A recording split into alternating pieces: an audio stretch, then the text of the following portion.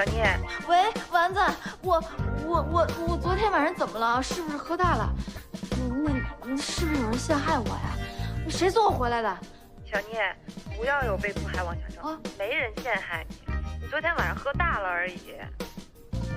喝大了？那是公公送我回来的。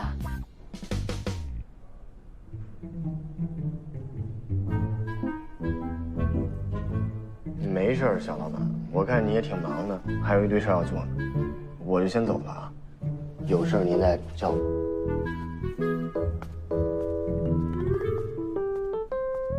李生，怎么了，小老板？这还真有水印呢。但是是不是少了一页啊？哎，做的挺像的。哎，你们为什么办这假证啊？有什么好处吗？办什么假证啊？办一个真证才9块钱而已。我跟你说，我跟米生这次可是认真的，这张结婚证货真价实。为了什么呀？人家结婚都有3个理由：大龄剩女恨嫁，不是；父母逼婚，应该也不是；那共同买房买车，那不至于啊。你起来一下啊，还有一种可能，什么？还有一种，你意外怀孕了！怀你个大头鬼啊！我们俩现在连肢体接触都没有。为什么？哎呀，没有原因，就是给大家冲喜嘛。你赶紧去上班吧，一会儿来不及了。我不，具体过程是什么呀？哎呀，等到工作室再说嘛，不然这么心累的事儿，见了白宇还得再说一个，我嘴都干了。哎，这个挺好用的。行了，赶紧走吧，上班吧，走。那我也得问，这具体过程是什么呀？哎呀，你怎么那么八卦呢？说说吧，怎么回事啊？这还不都怪你呀，小老板！我可是本着对你无比信任的心理才跟他赌的，谁知道你这么不争气。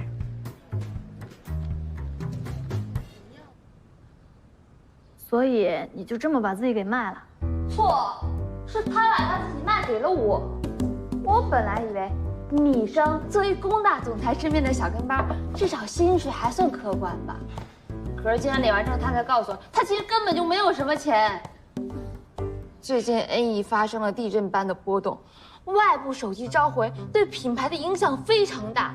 内部副总裁陈柏又带领着团队集体辞职，而且补偿消费者的资金也出现了漏洞，内外交困，米生的薪水都打折扣了。哎，你刚才说的真的假的？NE 出了这么大的事儿，公公怎么一点都没跟我说呢？哎呀，以公公的脾气，他怎么可能会把这种事情抱怨给你听啊？他肯定就默默一个人扛了。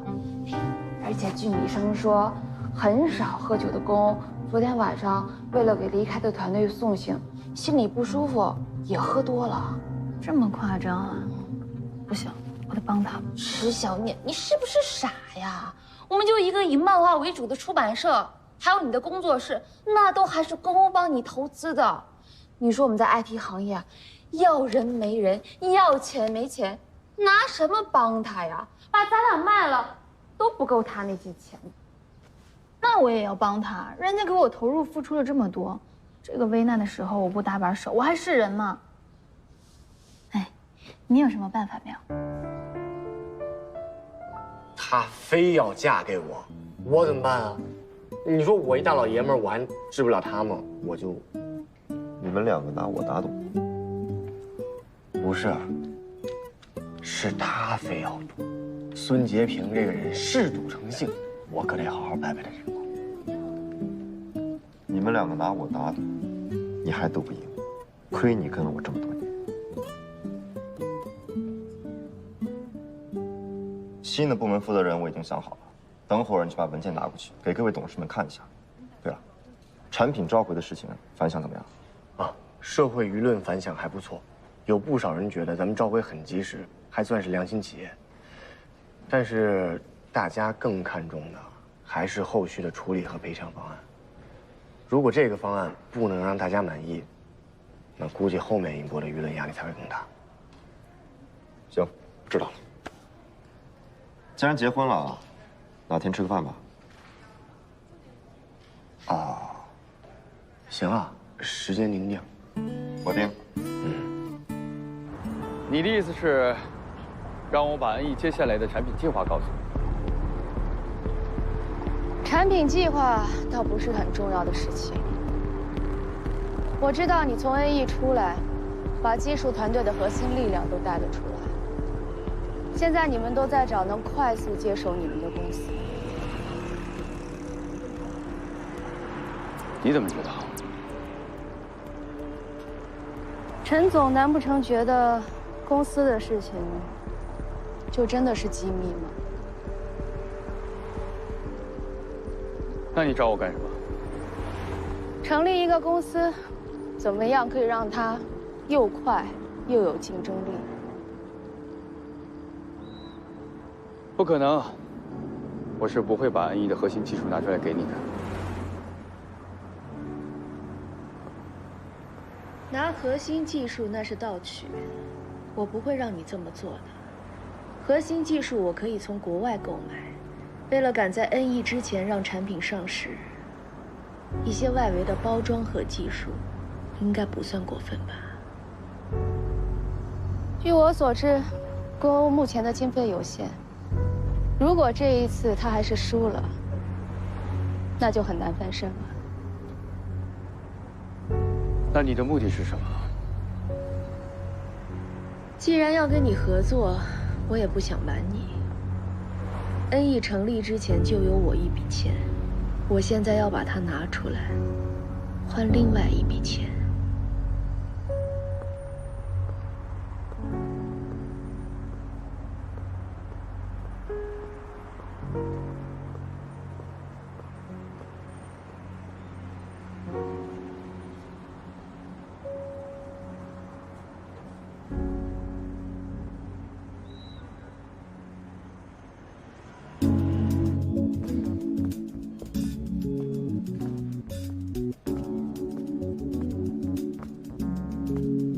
相信你们也都看到了，这份名单是这段时间我通过对各位的考察制定出来的。我相信你们可以发挥自己的潜力，在自己的工作岗位上创造更大的价值。恩义也会为你们提供相应的发展空间。感谢大家，在我最艰难的时候，是你们陪在我的身边。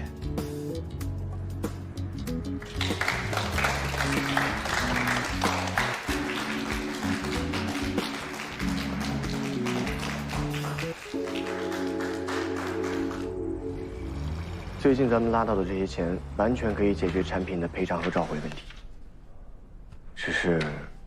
但是投资也要看回报啊，我们要想办法给他们返利才行。对，按照合同，解决完这次的产品赔偿和召回，我们要把后续利润返还给投资方。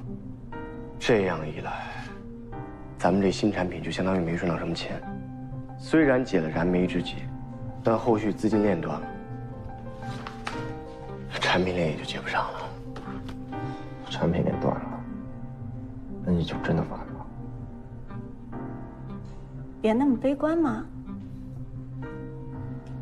那你有什么想法？刚才听米生说完，我觉得还是有希望的。但是有一点你需要注意，就是网络舆论一旦增大，那我们是控制不住退货量的，还会有更多的客户要求赔偿，这个豁口怎么补上？这个我不知道，我只是有一些自己的想法。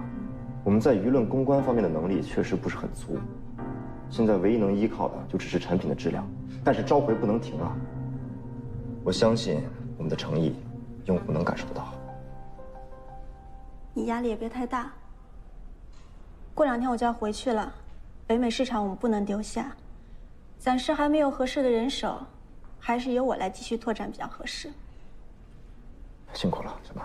今年的分红是不是要给我涨涨啦？放心吧，你劳苦功高，我一定单独犒劳你。那我先去忙了。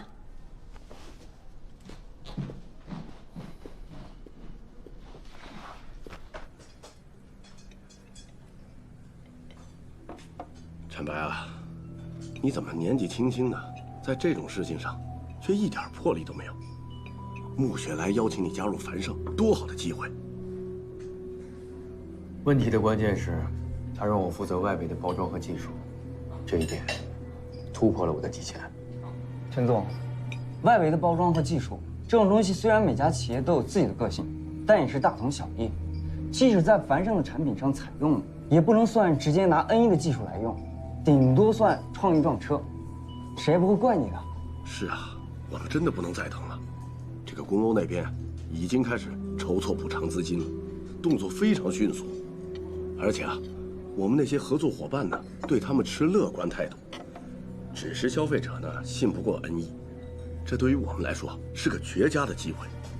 你知道公欧那小子不是无能之辈，真是啊，交手那么多次，你说哪次我们占过便宜了？他的精明呀，不亚于龚玉。最可怕的地方在于，他本身就是技术天才，跟他去耗，我们只会吃亏。是啊，陈总，一定要把握这次机会，要不然我们离开 NE 还有什么意义？就是啊，是啊，是啊。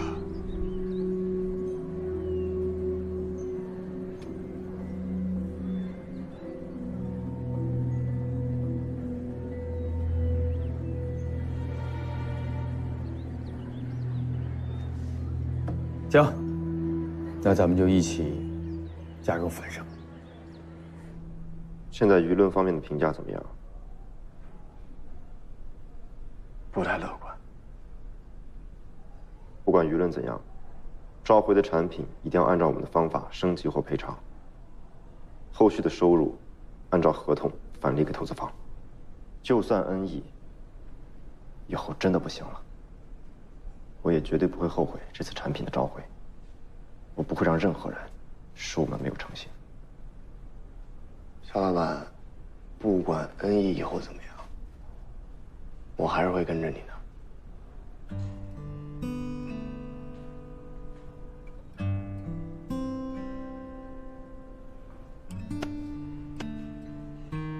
行了，小老板，你要相信咱们有逢凶化吉的能力，不能这么垂头丧气。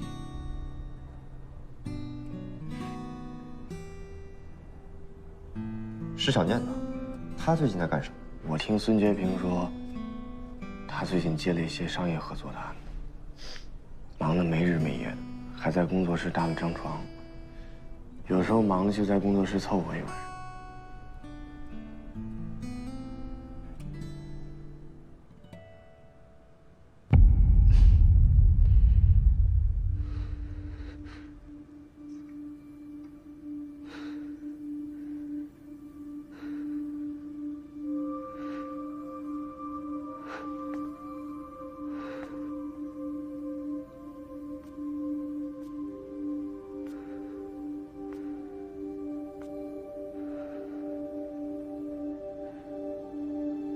这是结婚证，我在上面画了你和我，还写了我们的名字。你有了它，我们就永远都不会分开，永远都会在一起。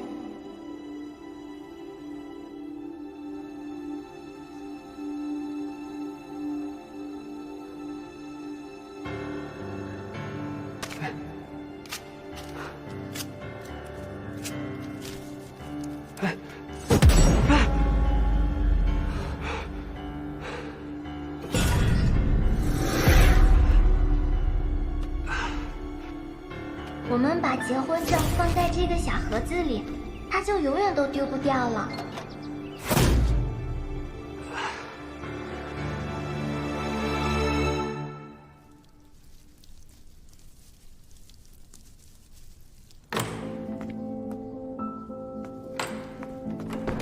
千春回来了。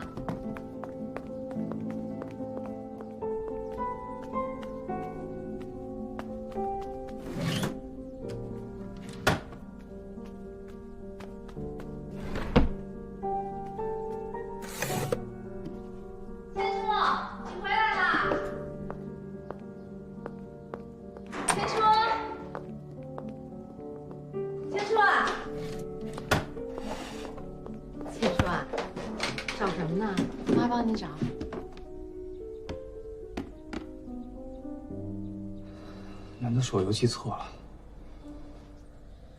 千初，要找什么你跟我和妈说，我们帮你找。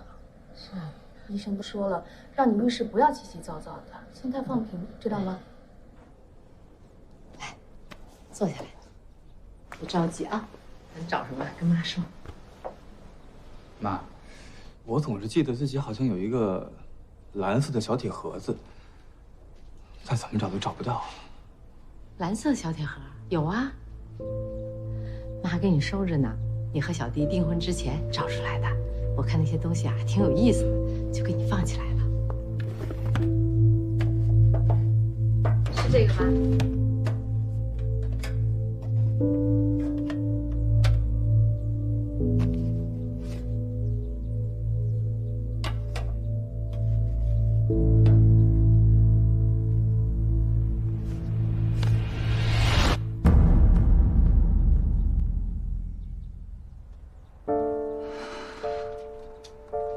看来我没记错。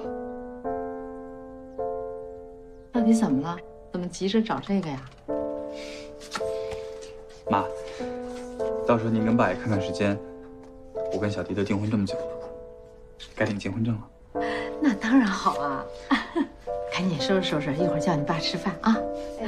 走吧，牵手。好，看看你还想吃什么啊？妈给你做啊。嗯。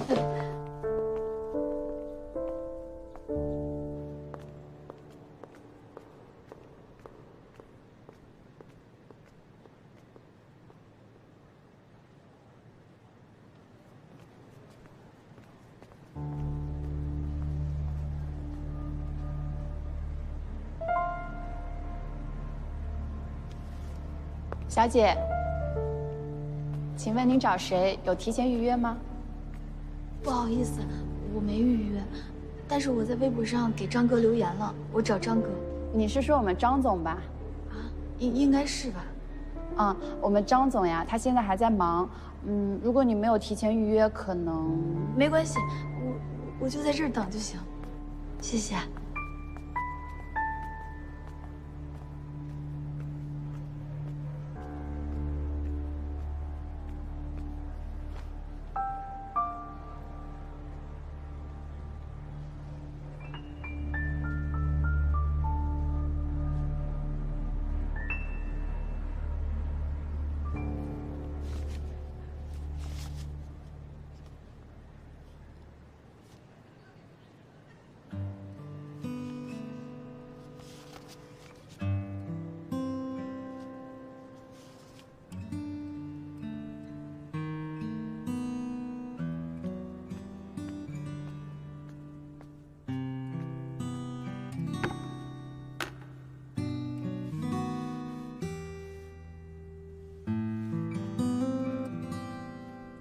嘿，小姑娘，都下班了，你是不是也该走了？啊，下班了啊？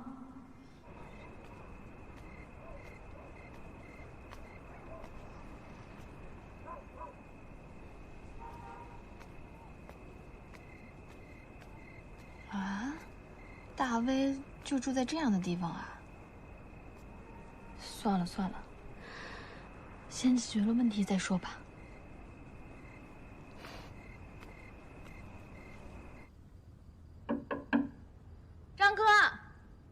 张哥在吗？我是张哥，但我不要外卖，不要保险，不要退药，走吧。我不是外卖。我不需要，走吧。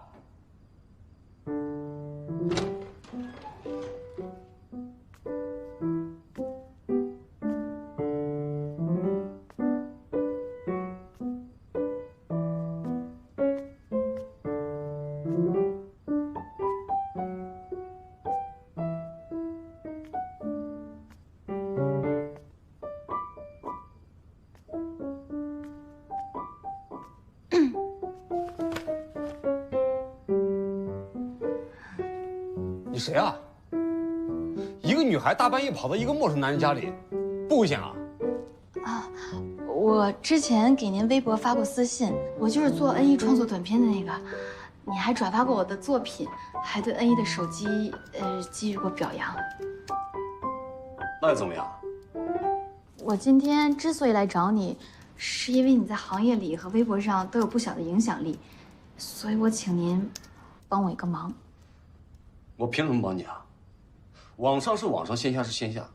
我欣赏你的视频，所以我转发了。啊，至于你说那个帮安逸洗清负面新闻，我又不是运营号，也没那个闲工夫啊。看来你已经看了我的留言了。其实恩义这次确实造成了不小的失误，但是他们的后续处理也很快，而且并没有在造成问题之后才出来补救，他们也有道歉，而且也有认真负责的态度。哎，你是安逸什么人？产品经理，看起来不像啊。什么都不是。那你来找我干嘛？我只是单纯的觉得，现在很多批评的声音都是不顾实际情况的。你看，你有这么多的人在网上支持你，就说明你对事情的判断有公正的标准，你知道支持什么声音，反对什么声音。现在很多舆论肯定是有人为操控的，所以现在他们都已经很不理智了。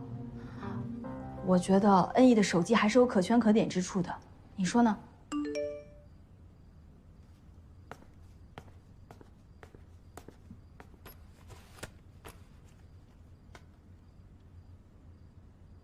宝贝儿，爸爸也想你啊。等你明天回来了，爸爸什么都不做，就陪你过生日。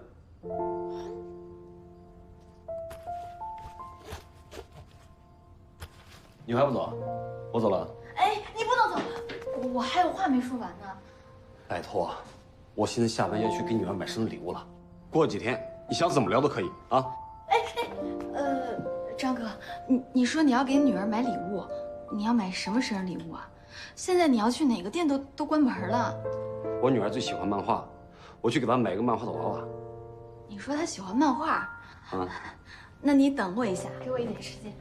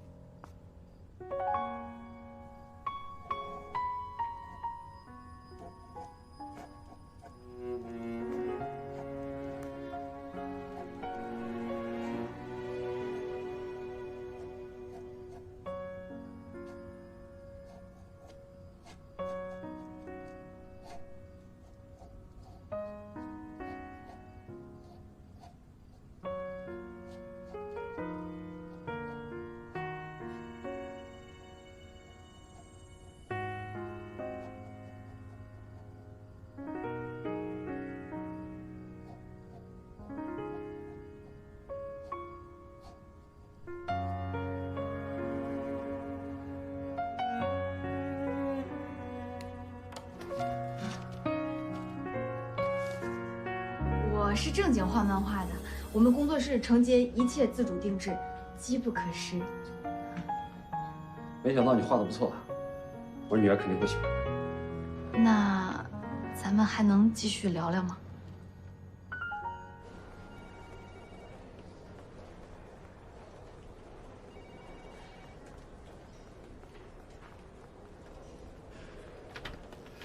老板，敲门，来不及敲门了，陈百家的团队加入樊胜了。真的假的？真的。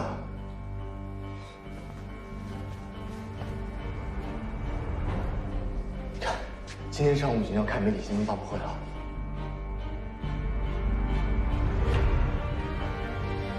还有这事儿很有意思，从昨天晚上开始，我们的舆论导向正在慢慢好转，尤其是今天上午开始，给我们负面评价的人数明显减少。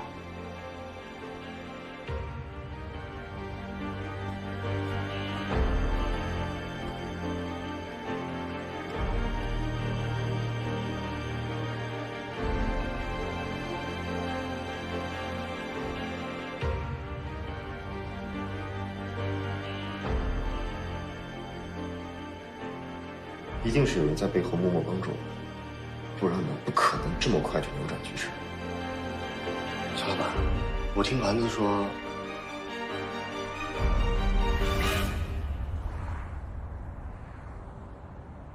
怎么就突然大展枪口了呢？医生告诉我的是石小念的功劳，他找到了当时帮我们转发视频的大 V， 说服他们在网上帮我们解释，但是他好像也帮了别人什么忙，这样一来，我们才有了翻身的机会。这倒是像石小念的风格，不过效果还挺不错的。本来说要换手机的顾客，突然说不用换了，他们自己下载补丁就可以了。他们对我们恩义的质量还是有信心的。这样一来，虽然我们的资金问题还是不小，但也不至于危机生存了。哎，对了，你一会儿几点的航班啊？我送你去机场。不用麻烦了，让米生送我就好了。照顾好自己，还有那个施小念，抓牢他，别让他跑了。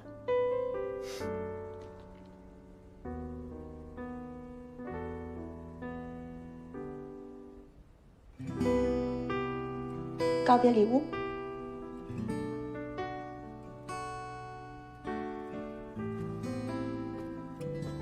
莫娜，谢谢你，有你这样的朋友，真好。好啦，你都说了100遍了，我们又是好朋友。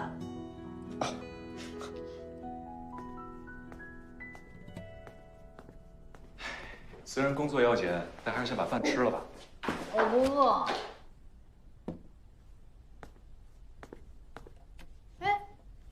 你先好好吃饭，不吃饭扛不住的。哎，我听小丸子说，你是为了替公公赚一些钱，好帮他补上资金上的漏洞，才这么拼命的。我也不都是为了他，我是想吧，你看他为我投入了这么多，无论是出版社也好，还有这个工作室，我可能一辈子都还不上他这人情。那我就在他需要帮助的时候，利用他给我提供的条件赚点钱，帮他。那你也不能这么累啊，连轴转很辛苦的。更何况，其实你赚的那些钱，对于公欧来说，也只是杯水车薪。谢谢。杯水车薪怎么了？总比没有强。最起码我可以用行动表达，让他知道他还有我石小念这个朋友，在背后默默的支持他。那他了解你的一片苦心吗？他呀，哎，有的时候我也挺不懂他的，比如说他让我住在他家里，还有他带我去穆千初的订婚典礼。他这个人挺不善于表达自己的感受的，只知道为朋友默默的付出，所以我觉得我用我现在的方法，比直接跟他说明更能让他接受。真是服了你了。不过我还是提醒你啊，身体最重要。放心吧，你是不是带了新的订单来呀？嗯。我看看。哇，这么多呀！我们这周的业绩肯定能翻倍了。必须的。太棒了，得力干将。赶紧吃吧。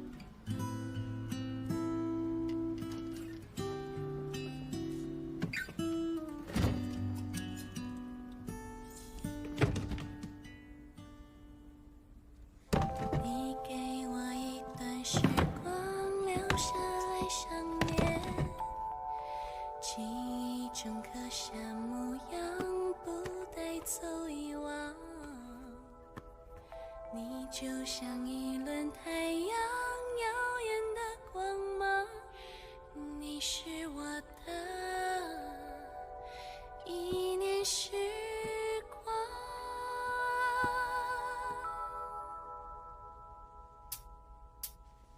那一个温柔眼神，让爱情释放。每一次双手紧扣，心肠也照亮。不再衡量现实与理想的重量，你是我的一年时光。就请你带走我的心，填满柔软的幻想，孤单疲惫都已融化在你微笑的脸庞。曾辗转难眠的长夜，领悟未来的图画，绘本里是我们的梦想。爱你是一个小小麻烦，挑战自己内心的容量。我看着你，就像天在赐我力量，教会我成长。你给我一段时光，留下来想念。谢谢你啊，是小念。刻下模样，不带走遗忘。你就像一轮太阳，在画什么？哎，不给你看，给我看看。不行，给我的为什么不能让我看？不能让你看到。虽然是给你的，但没说现在让你看呀。给我看看。不给看，就给看。不行不行，不给看。哎呀，你走了，你赶紧走出去。给我看，不走。别看，你快点走。难眠的长夜，领悟未来的图画，绘本里是我们的梦想。你是我的真蠢。一年时光。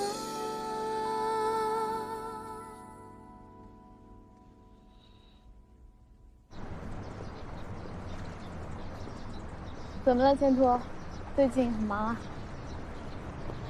是啊，最近公司正在转型期，姐姐也经常不在，所以很多事情都得我去处理啊。那咱们周五的时间，周五是我们领证的日子，当然会空出时间来，放心吧。对了，小丽，你还记不记得小时候我们画过2张东西？你说只要有了那个，我们就算是结婚了。那个呀，我当然记得啊。我的那张前2天在家里找到了。这样吧，周五你把你那张也带上，领完证之后，我想找个地方把它装饰一下，以后挂在家里，你觉得怎么样？好啊。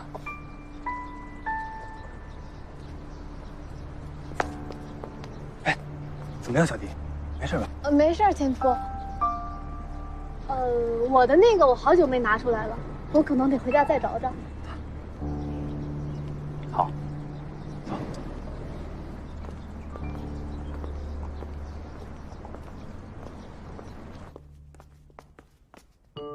他们都说陈总跳槽到繁盛是故意针对小老板你，毕竟繁盛这么多年一直跟咱们不对付，他带着咱们的技术过去，繁盛自然是敞开大门欢迎。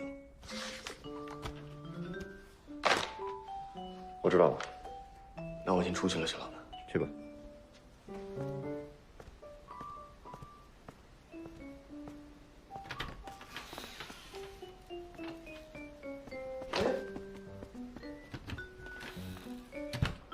怎么了？有事吗？那个，我嵌套，我有必要这么紧张吗？不是紧张，我看到你有什么紧张的？不是那个，要向老板汇报工作，这是第一次，有点不知道该怎么开口。汇报工作。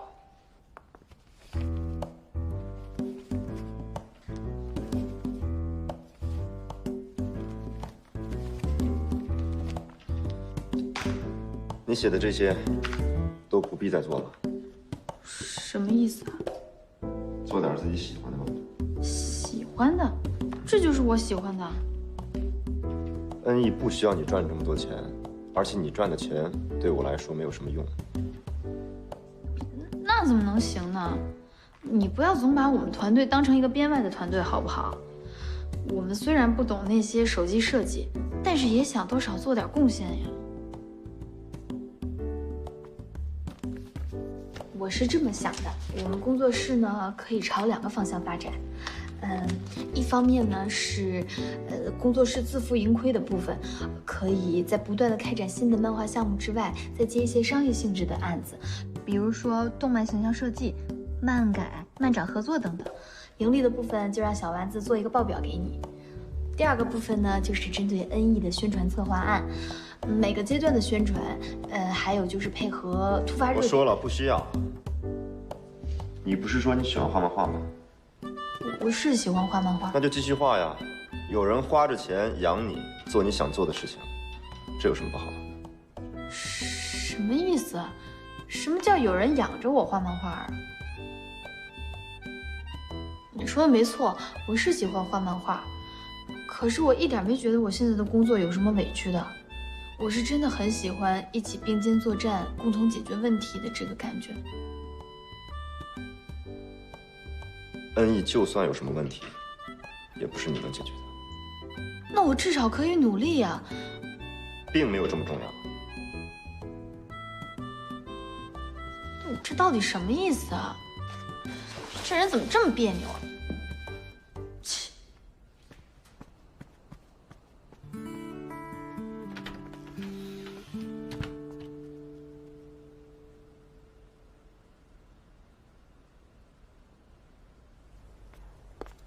小念，怎么样？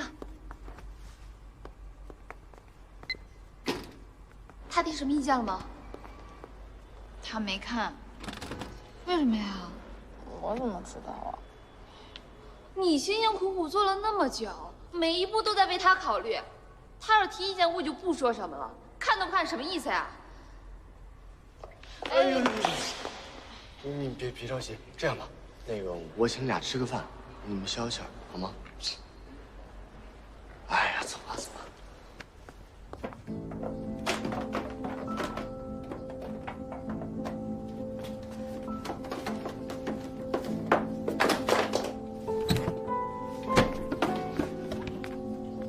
小迪呀，你要找什么呀？啊，你要找什么？妈妈帮你找啊！妈妈帮你找。石小念的东西是不是都在这儿了？还有没有在别的地方呢？哎呀，小迪呀，小念读大学的时候把好多东西带到学校，后来他又没回来住，该有的东西都在这儿了啊！你看你翻得乱七八糟，你到底在找什么？我就知道他不会把东西放在这儿。我先走了。小迪呀，饭做好了，吃完了再走了。小迪，听爸爸一句，什么事啊适可而止，不要再把你姐掺和进这件事了啊。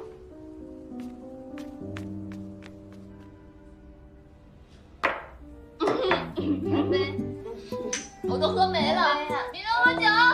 你俩少喝点。喝酒呀。喝。还有呢？倒上。小念，你说公欧他凭什么那么说你啊？他莫名其妙的把你拉去他家工作，又把你关在他们家啊，工作室也是他给你开的，是不是？现在呢，又跑出来跟你说啊，你去做你自己想做的事情吧。他是不是人格分裂，脑袋有病啊？方案不方案，咱们就不提了。现在他是要把我还有工作室全都赶跑，那他当初干嘛还？哎呀，好了，不能。其实也不是这样的。真不是这样，那是什么意思啊？我看你们小老板就是阴晴不定，脑子有病，凭什么欺负我们小念啊？小念，来喝点，醒酒啊！哎，你们俩我们以后不要理他了，好不好？啊，小念是小念，我们不理他了，什么玩意儿啊？小老板，哎，真不是我不想控制局面，这一切发生的太快了，我还没来得及阻止呢，他俩已经开始呜呼了，你自己听吧。倒上，你，哎呀，小丸子来干杯，小丸子。